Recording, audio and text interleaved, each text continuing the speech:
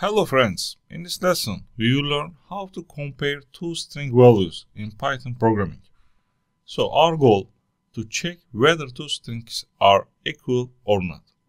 Let's define two different string variable. First one str1 and is equal to hello, and second one str2 is equal to hello. If I want to compare them, how can I do that? By using equality operator.